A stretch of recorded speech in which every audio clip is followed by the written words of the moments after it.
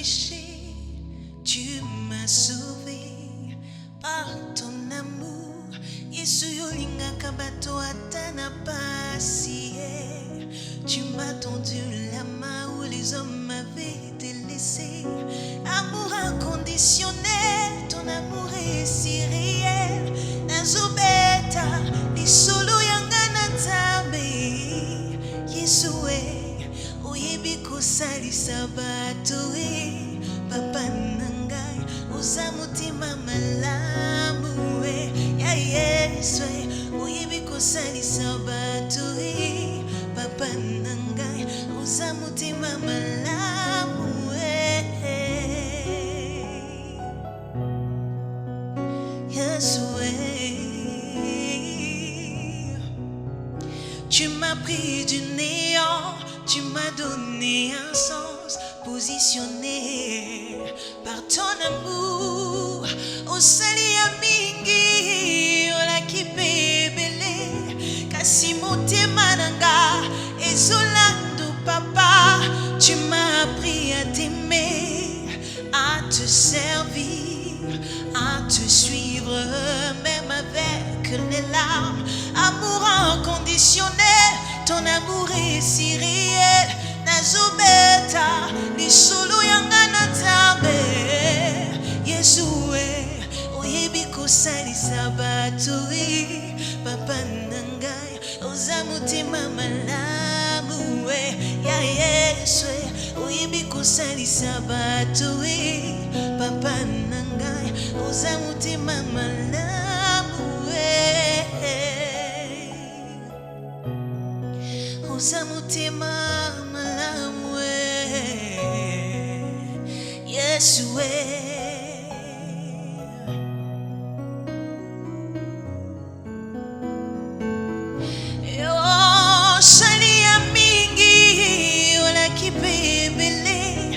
Si motema nanga ezolando papa, tu m'as appris à t'aimer, à te servir, à te suivre, même avec les larmes. Amour inconditionnel, ton amour est si réel. Nazobeta, li solo yanga natambe. Yesue, oyebi kosalisa bato e. Papa nangai, oza mutima malamu e. Ya Yesue, oyebi kosalisa bato e. Papa nangai, oza mutima malamu e. Oza mutima malamu e. Yesu, oza mutima malamu e. Malamu e, malamu e. Ya Yesue, oyebi kosalisa bato e. Papa nangai, oza mutima malamu e. Yesue.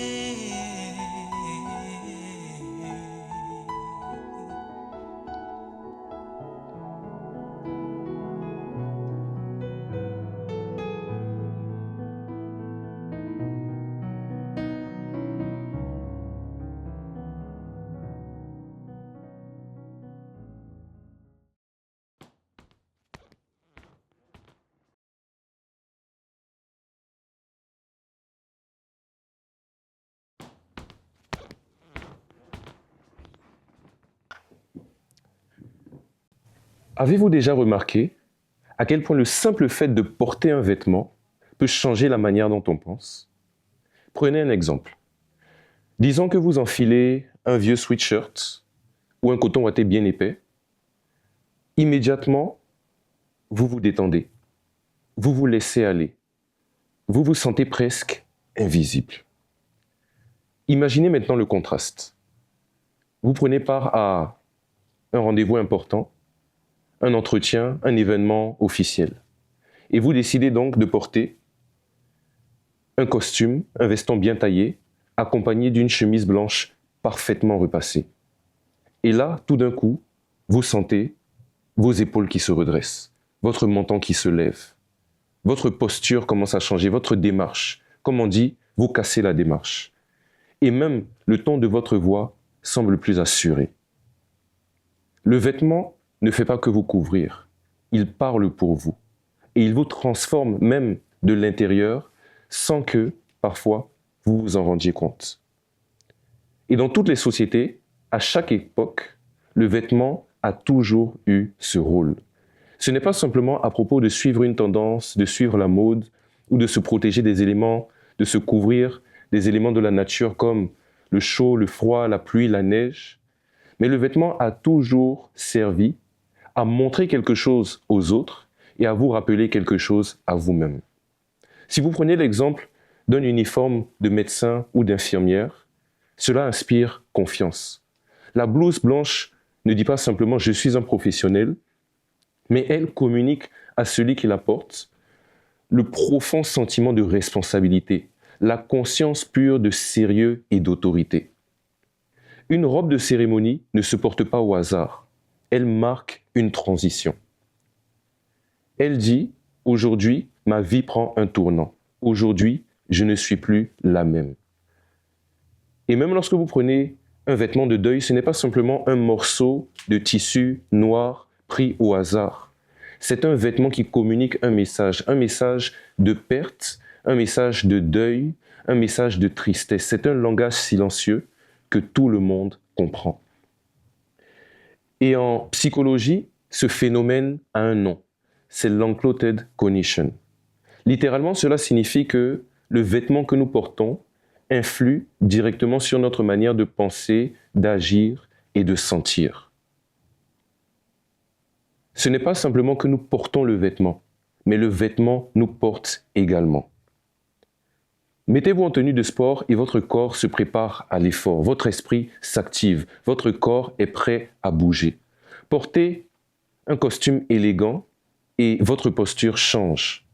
Vos interactions deviennent plus assurées. Votre confiance monte. C'est comme si on pourrait dire pour un instant que changer de vêtements, c'est comme changer d'âme. Et pourtant, combien de fois avons-nous vu dans notre vie une personne qui changeait de décor extérieur, qui entrait dans une nouvelle phase de sa vie, mais l'intérieur restait la même.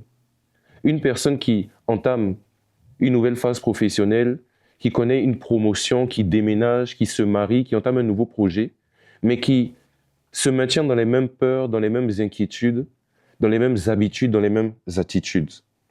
C'est comme mettre un costume neuf sur un vieux corps fatigué. La forme est peut-être différente, mais l'intérieur reste le même. La posture ne correspond pas à cette nouvelle saison. On peut changer d'adresse, de poste, de cercle social, mais si l'identité n'évolue pas, alors tout est superficiel. Et je suis sûr que nous pouvons tous nous reconnaître un peu là-dedans. Combien de fois sommes-nous entrés dans une nouvelle phase de notre vie, mais nous avons conservé les mêmes vêtements intérieurs, les mêmes vieux habits? Et la Bible prend cette idée et l'amplifie de manière magnifique. La Bible nous parle de transformation en termes de vêtements, mais pas simplement comme une métaphore, mais davantage comme une réalité qui nous est donnée. Oui, l'habit ne fait pas le moine, l'habit extérieur ne fait pas le moine, mais l'habit intérieur, si. Dans Ésaïe chapitre 61, verset 10, il est écrit « Il m'a revêtu des vêtements du salut, il m'a couvert du manteau de la justice ». Ici, il ne s'agit pas d'efforts, il ne s'agit pas de règles de comportement à produire. La justice et le salut ne sont pas des tâches. Ce sont des vêtements que nous recevons. On ne les fabrique pas, on les revêt. Dans le Nouveau Testament, cette image devient encore plus précise. Colossiens chapitre 3, versets 9 à 10 nous dit « Vous avez dépouillé le vieil homme avec ses œuvres et vous avez revêtu l'homme nouveau. » Il y a un double mouvement ici. D'abord se dépouiller, ensuite revêtir. On ne maquille pas l'ancien. On ne corrige pas légèrement les vieux habits. On change de tenue.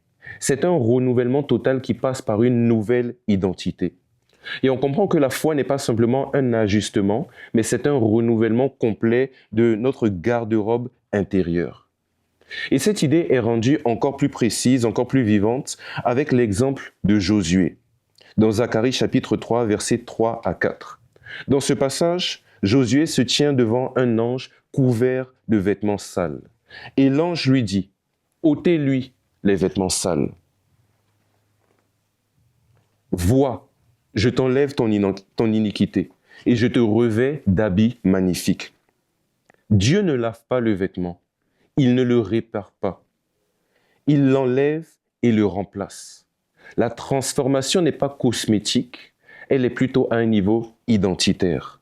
Josué ne devient pas simplement un peu plus propre ou un peu plus correct. Non, il change d'identité, revêtu pour une vie nouvelle. Et c'est là que réside la clé. Nous ne pouvons pas prétendre à une vie nouvelle avec des anciens vêtements. Tant que nous gardons nos anciens vêtements, nos vêtements sales, tant que nous gardons nos mêmes réflexes, nos mêmes habitudes, nos mêmes attitudes, nos mêmes peurs, notre même posture intérieure, nous ne laissons pas place à la transformation au-dedans de nous de pleinement se réaliser. La robe de justice, ce vêtement spirituel, n'est pas simplement un symbole, c'est un gage de transformation. Ce manteau de justice transforme notre être intérieur, notre façon de penser, notre façon de voir les choses, notre posture, notre façon de se présenter et même de marcher, et même notre façon de se percevoir. Elle nous fait passer d'une identité de honte à une identité de fils et de fille aimés, d'une identité de peur à une identité de confiance, d'une identité de survie à une identité de dignité. Imaginez-vous un instant, vous entrez dans une nouvelle saison de votre vie.